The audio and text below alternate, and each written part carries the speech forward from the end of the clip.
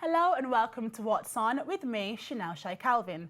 Coming up on today's show is Alan Marshall, the arts manager of the Crescent Theatre and director of Cyrano de Bergerac, which is on at the Crescent Theatre from the 4th to the 11th of July and then tours up until the 26th. And also Esther Turner will be here, a local singer-songwriter who is taking the music industry by storm. Before I welcome my first guest, I just want to quickly remind you of our contact details, which can be seen at the bottom of the screen.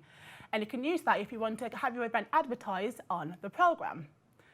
Now, the Crescent Theatre is flexible, easy accessible and very welcoming, and it does not disappoint when it comes to its diverse collection of performances. And the next performance at the Crescent Studio will be Cyrano de Bergerac, a story of passion and bravado. As I said earlier, this takes place on the 4th of July to the 11th, and the performance starts at 7:45 p.m. with matinees on Sunday the 5th and Saturday the 11th at 2:45 p.m. Now, to tell us more about the production, I would like to welcome Alan Marshall. Hello. Hello, thank you so much for joining me. Pleasure. So before we talk a bit more about the play, what is your background and how did you actually get into the role that you actually are now? I trained in drama, then taught for many, many years, and then I'd been a member of the Crescent Theatre since 1980.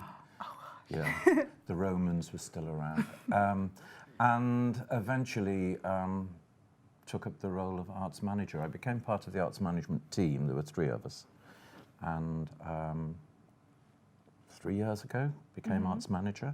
I'd done acting there, directing, costume design, set design. Oh, so you've done like a bit of everything in the industry. The whole range. That's what you have to do at the Crescent. That's quite nice. I guess that you can obviously jump from different departments and like experience different things in the theatre as well. We always need people to do things, so it is a useful thing to be able to do that. So what is like, know a bit about the history of the Crescent? Like, how has it actually evolved to like where it is today then? It started in the 1930s in 2 houses on a crescent behind the Hall of Memory in Birmingham. And then it was moved from there in the 60s. We had a wonderful theatre, roughly where the BT building is in Brindley Place. And then when that was redeveloped, we're in our current theatre now, which is right on Brindley Place, a superb setting for a theatre. It is. Really easy to get to as well. Yeah, overlooks the canal. It's lovely. It is. So what performances have you had so far, like, well, this year actually, that have taken place? This year, we do 15 plays a year. 50? So, That's a lot. Yeah, it is a lot. And I'm trying to remember what we've done. King Lear, I can remember that vividly. That's it. The Witches was a super production for young people. We do matinees in the week so that schools can come, and the same will happen next Christmas. The coming Christmas, I have totally forgotten what we've done. I'm That's sorry. fine. You've obviously got like a nice No array memory. a nice array of performances, which obviously different people can obviously come along to and enjoy different we ones. have a main theatre which holds 300. It's a proscenium arch theatre, but it can be turned so that the seating is in a different place. Oh, nice. Downstairs we have a studio, which is a large room really with adaptable seating so that it holds 100 audience-wise, but seating can be arranged wherever you want it. So it can be all on one side, it can be thrust, it can be 3 sides, it can be all around. So I think it can be quite intimate as well then, like that sort of space. It's lovely, and actors really enjoy working down there. Yeah. Because you are so close to the audience, as close as I am to you. So the production which you're directing now, that's actually taking place in that studio, isn't it? It is in the studio. It's quite a big production for the studio, really, although it only has a cast of 12. Usually it's smaller productions that, 4, 5 people in. But this has its 12. And we are taking it on tour, which they're open-air productions. And it should fit in. We go to Harvington Hall, St Nicholas Place, and one other. So if people do come along and watch at the Crescent, they can obviously go to these other yes, venues they can as well see and both. see outside. And the lovely thing about the outside ones is that they can bring their picnic and sit and nice. enjoy their food and some wine, and it is lovely. Harvington Hall has beautiful surroundings for that. People usually have their picnic first, although it does seem to carry on into the performance does if the it? food's good. Yeah. So as a director, is it quite difficult to adapt it from an indoor performance to an outdoor one? You start off by thinking, I think, in terms of the outdoor, because it's very difficult for the cast to transfer the studio production, the indoor one, to an outside. Entrances are all wrong. You can't always come from the same places. Audiences can see the actors getting into position. So really that's thought out in advance, so it shouldn't be too difficult. We virtually have no scenery because the houses themselves provide all the scenery we need, beautiful old buildings, and we're performing against those. So fingers crossed, it should be really special, yeah. Yeah, we were talking a little bit earlier as well about some costume changes actually done on stage as well, which I think that's really nice. When the play was originally written, it had a cast of hundreds and very few women's roles. I think there were 4 out of all these soldiers and musketeers. And Glyn Maxwell, when he readapted it for Chester as an open-air production, had the clever idea of providing more women's roles. It starts off with some nuns who start to tell the story of Cyrano, whip off their habits, and underneath they're already dressed as men. So they take on many of the men's roles as well. They're cadets and poets. It's quite a challenge for them because they each have about 4 or 5 different roles. Oh wow, so they've got like chop and change like you don't get to change costume. All you can do is add a moustache or a hat and change your voice. So it's good experience for them. Oh, it's got to be. One has to actually become somebody else on stage without ever going off. So that's quite a challenge for her. And I guess as an audience member, it's got to be quite nice watching this because you always see it like behind the scenes, but actually seeing it happen right in front of you. That's got to be. Yeah. It's really nice. The set basically is a set of clothes rails with a whole lot of costumes on, which we never use, but people enter through the clothes they come through. So that gives opportunities for the odd coat to be brought out and put on somebody. True. Right. So people aren't too sure what the story is about. Can you give us like a brief overview of what the play is? Yeah, it's a very complicated story. It's a love story. It's Cyrano was an actual person. He actually lived. He was a poet whose poetry was totally wild and even now can't be understood. But Rostand, the writer, at the end of the 19th century, turned it into this epic play about Cyrano de Bergerac, the poet, the fighter, lover, who was gifted with a large nose, which prevented him from falling in love or being loved, he thought, by somebody else. He has a strong love for Roxanne, but knows that because of his nose, it will never be returned. He then discovers that she is in love with somebody else and helps that somebody else by writing his love letters. This young man is totally strapped for words. He just cannot be imaginative or know what sort of thing a young woman would want to read. So Cyrano writes the letters, arranges for them to be married. Unfortunately, the young man is killed in a battle. Can't give away too much though. And it's very sad at the end. Yeah, let's leave it. Everyone's thinking, oh no, how it ends. It sounds quite poignant then. Like, do people go through like laughter and obviously it goes through laughter, it goes through wit, it goes through banter, it goes through insults, it goes through really, really touching and even tragic moments. It is deeply upsetting at the end. It's like an emotional it's roller lovely. coaster. It is a real emotional roller coaster. Do you find more people are coming to the theatre, do you think, or are people sticking to more like going to the cinema or something?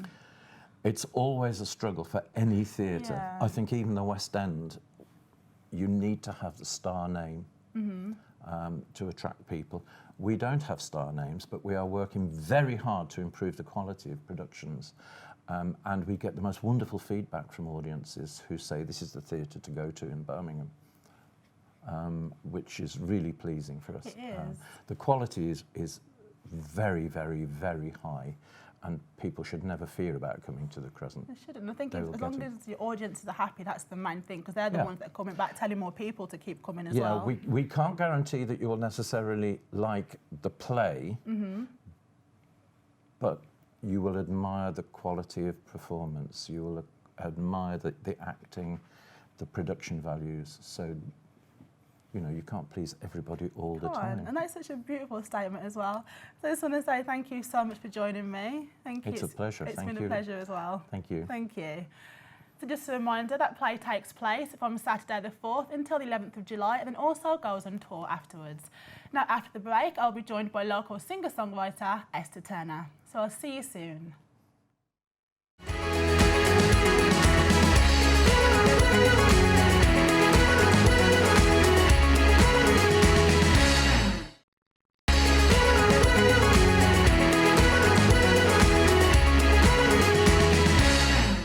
Welcome back.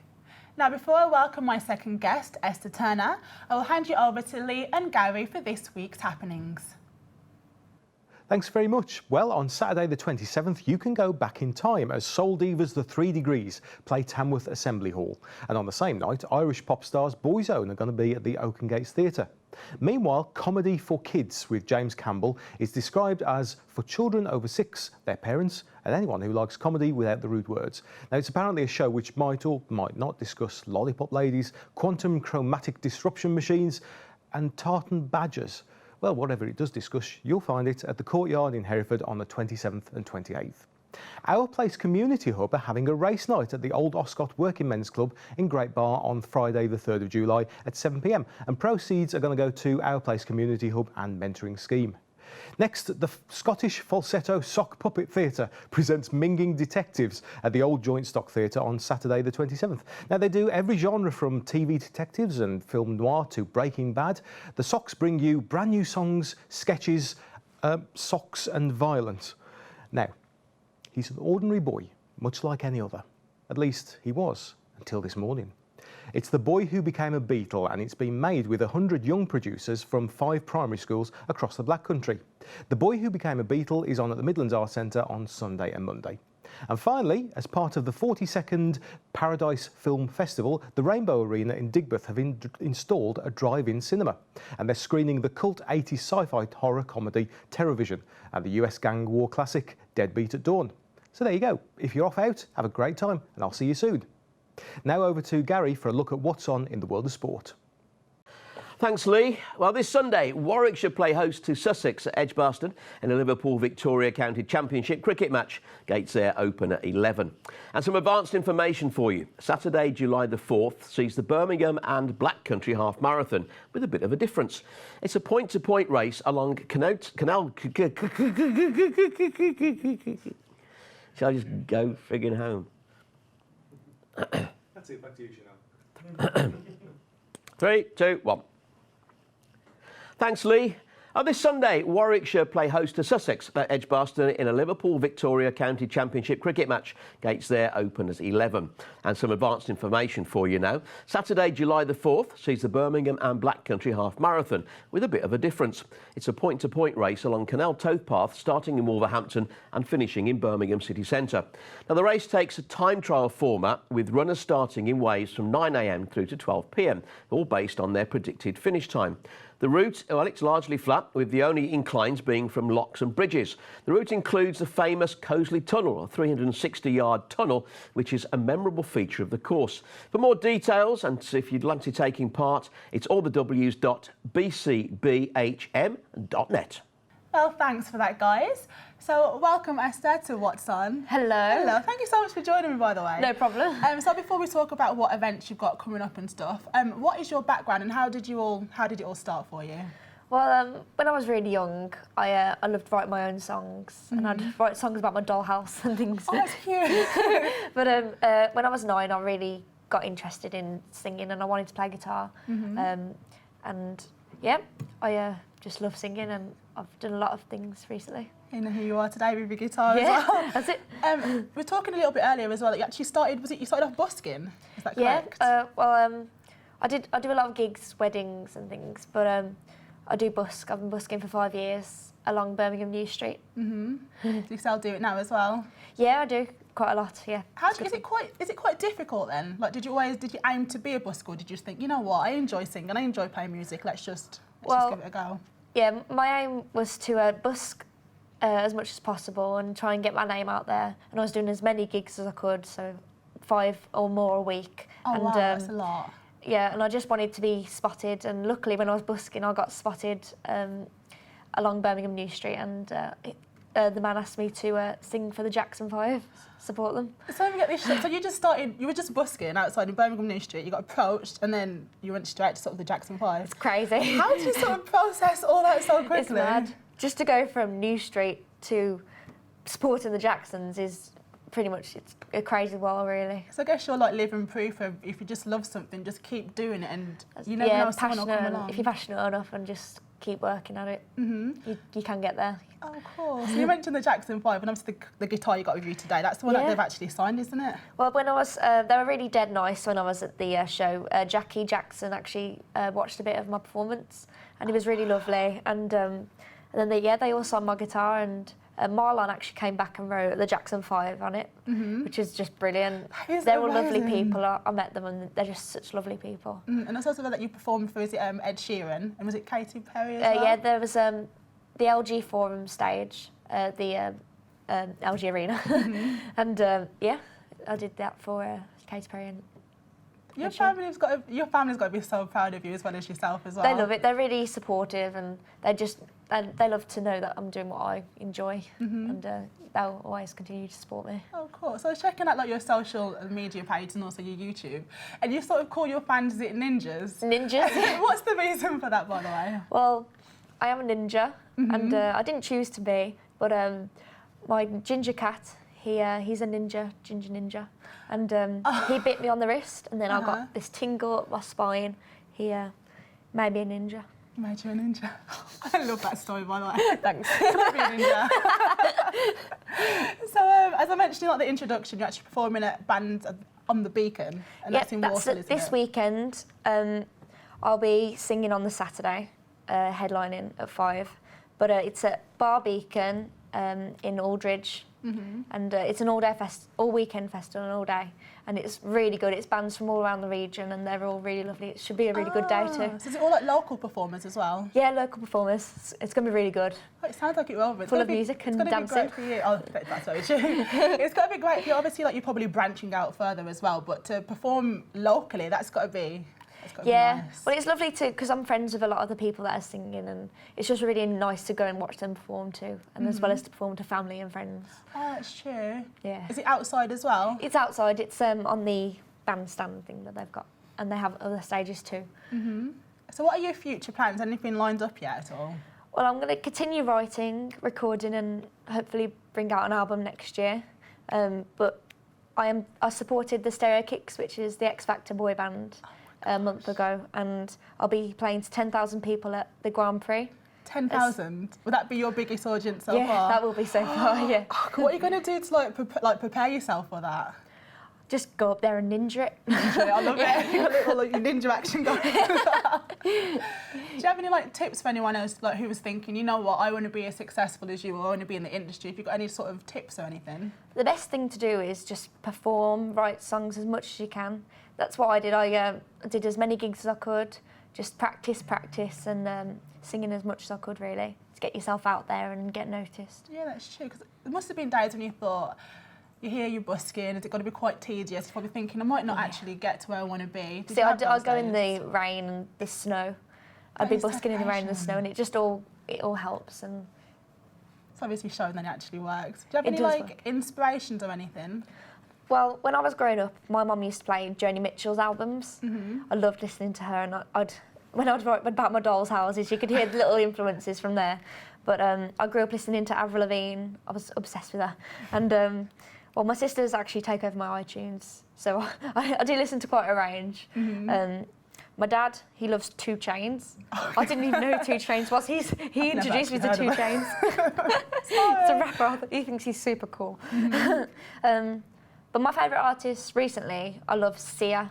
I think she has great melodies and she sings about chandeliers, you know. And her I think it's videos brilliant. as well, they're just really Their videos beautiful. are wicked, aren't they? They That are. little girl is really talented. She is, and they're like trying to follow her in like when I watch it as well. Oh gosh, I just want to say thank you so much for joining me today, Esther. No And problem. obviously, like good luck for the future and obviously what you've Thank got you very planned. much. And so thank you. Oh, thank you very much. Thank you. So mine of the dates are Saturday the 27th and Sunday the 28th of June, and doors open at 11:30 a.m.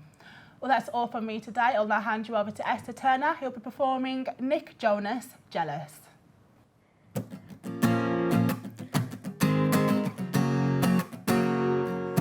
I don't like the way he's looking at you. I'm starting to think you might want him too. Am I crazy? Have I lost you? Even though I know you love me, can't help it. I turn the chin music up and I'm puffing my chest. I'm getting red in the face. You can call me obsessed. It's not your fault that they holler. I mean, no disrespect. It's my right to be at it. I still get jealous. You're too sexy, beautiful. Everybody wants a taste, that's why. And I still get jealous. You're too sexy, beautiful. Everybody wants a taste, that's why. And I still get jealous. No, I don't like the way he's looking at you. Starting to think you might want him too. Am I crazy? Have I lost you? Even though I know you love me, can't help it.